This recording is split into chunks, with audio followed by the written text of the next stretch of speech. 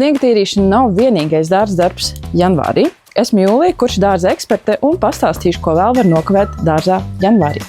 Pirmkārt, jāparūpējas par skujkokiem. Ja ir daudz sniega, to nokritam un neaizmirstam, ka janvārī, tad, kad ir sasniedzis sniegs un intensīvi spīd saule, var veidoties skujkoku ambigumi. Skujkoku piesakšanai var izmantot agrotīklu vai papīru. Vēl viens, liekas mazs svarīgs, bet īstenībā ļoti svētīgs darbs ir samest sniegu siltumnīcā. Jā, ziemā. Sasalstot, augsne zaudē mitrumu, un sniegs palīdz to atgūt. Un īstenībā sniegs ir ļoti, ļoti tīrs ūdens bez piemaisījumiem. Tā kā nesam sniegu siltumnīcā.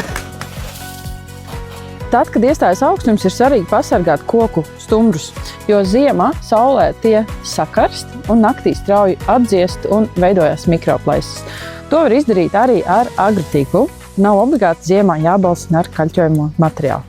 Svarīgi to izdarīt. Nevis izdarīt perfekti, bet tiešām izdarīt, lai augļkoka lielākā daļa mizas stumbra būtu pasargāta, jo bojājumi parādīsies tikai pavasarī, bet tie rodās tagad janvārī un februārī augstās saulainās dienās. Esmu Jūlija, kurš dārza ekspertam visa gada garumā dalīšos ar katra mēneša aktuālajiem darbiem. Tā kā piesako un tiekamies. Atā!